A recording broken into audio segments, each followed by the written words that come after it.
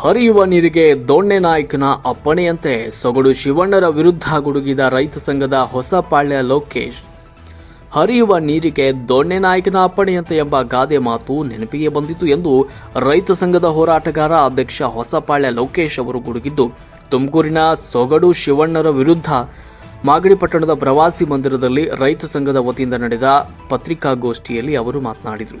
ಮಾಗಡಿ ಮತ್ತು ರಾಮನಗರವೇನು ಪಾಕಿಸ್ತಾನದಲ್ಲಿದೆ, ಇರುವುದು ನಿರ್ಮಲ ಕರ್ನಾಟಕದಲ್ಲಿ. ಅದನ್ನು ಕಲುಷಿತ ಮಾಡುವ ಇಂತಹ ರಾಜಕೀಯ ಮೊದಲು ಅವರಲ್ಲಿರುವವರು, ನಮ್ಮಲ್ಲಿರುವವರು ಕನ್ನಡಿಗರು, ರೈತರು ಎಂಬ ಪ್ರಜ್ಞೆ ಅರಿವಿಲ್ಲವೇ? ಚುನಾವಣೆ ಬಂದಾಗ ರಾಜಕೀಯ ಹೇಳಿಕೆಗಳು ಅಸಂಬದ್ಧವಾಗಿರ್ತವೆ ನಿಜ, ಆದರೆ ಈಗ ಯಾವ ಲಾಭಕ್ಕೆ ಈ ಹೇಳಿಕೆ? ಪಾದಯಾತ್ರೆ ಮಾಡಿ ಪ್ರತಿಭಟಿಸುವ ಮಾತು ಇದು ಪ್ರಚಾರಕ್ಕಾಗಿ ಎನಿಸುತ್ತೆ. ಕುಣಿಗಲ್ ಮಾಗಡಿಯಲ್ಲಿ ಇದೇ ಕನ್ನಡಿಗರು, ರೈತರು ಇದ್ದಾರೆ. ಹೆಚ್ಚುವರಿ ಮುಕ್ಕಾಲು ಟಿಎಂಸಿ ನೀರು ನಮಗೆ ಹರಿದು ಬರುವುದಕ್ಕೆ ಅಡ್ಡಿಪಡಿಸುವ ನಿಮ್ಮ ಅಯೋಗ್ಯತನಕ್ಕೆ ನಮ್ಮ ಧಿಕ್ಕಾರವಿದೆ. ಅದರ ಫಲವಾಗಿ ನಾವು ತಾಲೂಕಿನ ಎಲ್ಲ ಮಠದ ಸ್ವಾಮೀಜಿಗಳಿಗೆ, ಜನಪ್ರತಿನಿಧಿಗಳಿಗೆ, ರೈತರ ಸಾಹಿತಿಗಳಿಗೆ, ಪತ್ರಕರ್ತರಿಗೆ ಬೆಂಬಲಿಸುವಂತೆ ಮನವಿ ಮಾಡಿದ್ದೇವೆ.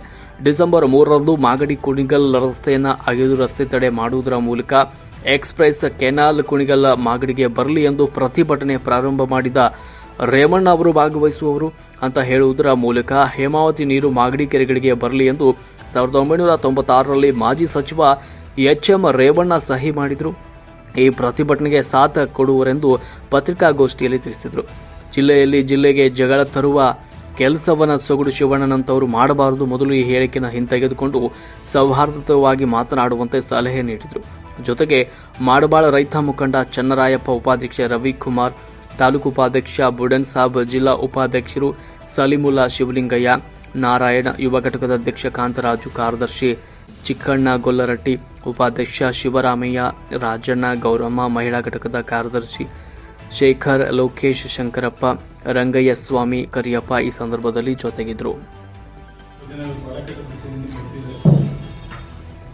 ಒಂದು ಪ್ರತಿ ವರ್ಷ ಏನು ರೈತ ದಿನಾಚರಣೆ ಮಾಡ್ತಾ ಇದ್ವಿ. ಈ ವರ್ಷ ಡಿಸೆಂಬರ್ 23ನೇ ತಾರೀಕು ರೈತರ ದಿನಾಚರಣೆ ಮಾಡಬೇಕು ಅಂತ ತೀರ್ಮಾನಿಸಿ